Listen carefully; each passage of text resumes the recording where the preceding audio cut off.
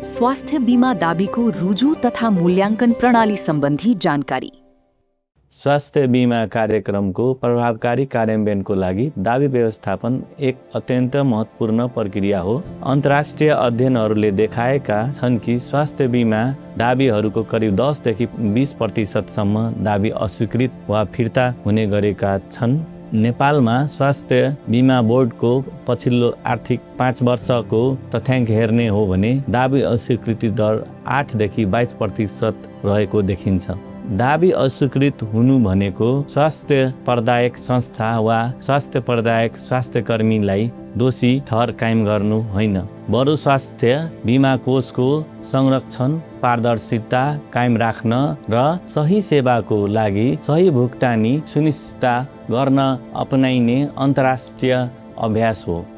संयुक्त राज्य अमेरिका, बेलायत, दक्षिण कोरिया, जर्मनी तथा थाइल्यान्ड जस्ता देशहरूको स्वास्थ्य बीमा प्रणालीहरूमा पनि चिकित्सक, nurse, pharmacist, coding auditors, medical auditors, claim analysts, claim officer तथा अन्य स्वास्थ्य विशेषज्ञहरूले चिकित्सक वा वरिष्ठ प्रशासकहरूबाट पेश गरिएका दाबीहरू समेत स्थापित मापदण्ड पूरा नभई अस्वीकृत वा थप जानकारीका लागि फिर्ता पठाउने गरेका छन्।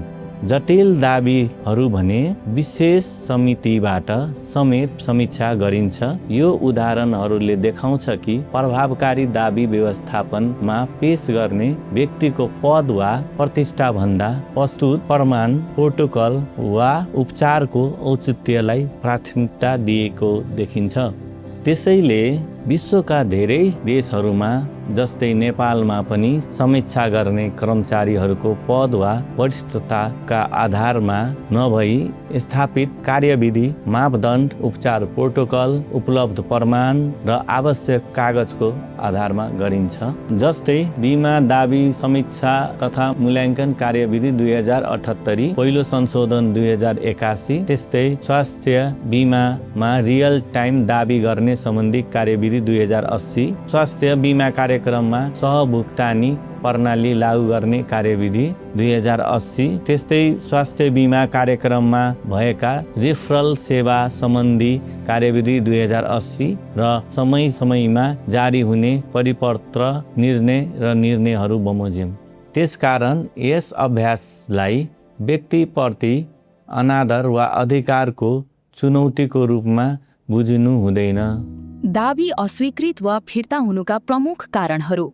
ओपीडी तथा इमर्जेन्सी सेवामा बिरामीको रोग इतिहास, हिस्ट्री पर्याप्त र स्पष्ट रूपमा उल्लेख नगरिएको, रोगको निदान, ICD-11 डायग्नोसिस तथा उपचारको औचित्य, क्लिनिकल जस्टिफिकेसन पुष्टि नहुने, चिकित्सकको नाम, NMC नम्बर तथा हस्ताक्षर उल्लेख नगरिएको, चिकित्सकीय अभिलेख अपूर्ण हुनु, प्रिस्क्रिप्सन वा बिलमा आवश्यक विवरण नखुलेको वा अपूर्ण रहेको, लेखाइका स्पष्ट नभई चिकित्सकीय अभिलेखको जानकारी बुझ्न समस्या हुने, बिरामीको अनुरोधका आधारमा गरिएको होल बडी चेकअप वा जनरल परीक्षणहरू स्वीकार्य हुँदैनन्। सबै परीक्षणहरू चिकित्सकको प्रिस्क्रिप्सन र चिकित्सकीय औचित्यका आधारमा गरिएको हुनुपर्छ, अन्यथा दाबी अस्वीकृत हुन सक्छ। दोहोरो दाबी, गलत कोडिङ, म्यापिङ एरर वा अभिलेख त्रुटि, क्लिनिकल प्रमाण अपर्याप्त हुनु वा अपूर्ण विवरण प्रविष्टि, जस्तै सेवा प्रकार गलत, रेफरल विवरण गलत, बिरामी विवरण नमिल्ने, मिति फरक पर्ने, उपचार र अभिलेख बीच एकरूपता नदेखिएको, औषधि तथा सेवा अभिलेख नमिल्नु, आवश्यक प्रयोगशाला तथा अन्य परीक्षणहरूको आधार, इन्भेस्टिगेसन फाइन्डिङ संलग्न नगरिएको, बिलमा परीक्षण उल्लेख भए पनि प्रतिवेदन प्रिस्क्रिप्सन संलग्न नभएमा प्रमाणीकरण कठिन हुन्छ।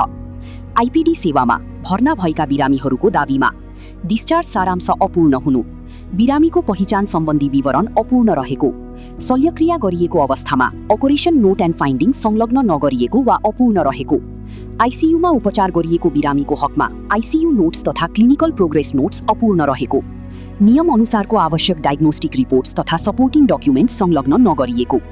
दाबी अस्वीकृत वा फिर्ता हुनुका केही उदाहरणहरू।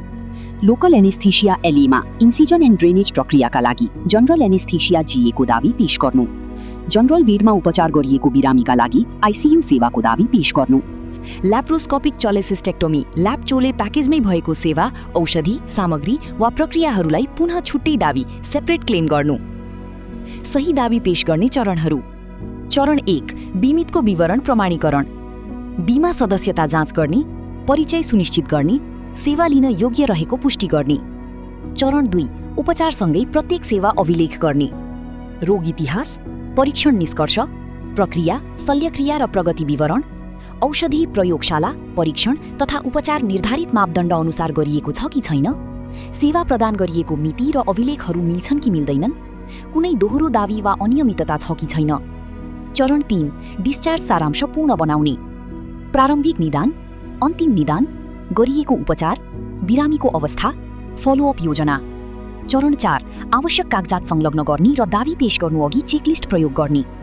दर्ता विवरण, बिरामीको इतिहास र परीक्षण विवरण, चिकित्सकीय नोट, प्रिस्क्रिप्सन, प्रयोगशाला तथा रेडियोलोजी प्रतिवेदन, प्रक्रिया विवरण, औषधि तथा उपचार अभिलेख, डिस्चार्ज सारांश, बिल, अपरेसन नोट, रेफरल कागजात निर्देशिका अनुसार, सही कोडिङ प्रयोग गर्ने। चरण 5, विवरण पुनः जाँच गर्ने। दावी पेश गर्नुअघि आन्तरिक समीक्षा गर्ने जस्ता अभ्यास अपनाउनुपर्छ। दावी फाइल पुनरावलोकन गर्ने, जिम्मेवार फोकल व्यक्ति तोप्ने। स्वास्थ्य बिमा प्रणालीको दिगोपना, सेवा गुणस्तर र बीमितको हितका लागि हामी सबैले स्थापित मापदण्डहरू पालना गरौँ। दावी अस्वीकृति दर घटाउनु स्वास्थ्य बिमा बोर्ड र सेवा प्रदायक दुवैको साझा जिम्मेवारी हो। आउनुहोस् हामी सबै मिलेर सही सेवा प्रदान गरौँ, सही अभिलेख राखौँ, सही दावी पेश गरौँ। धन्यवाद।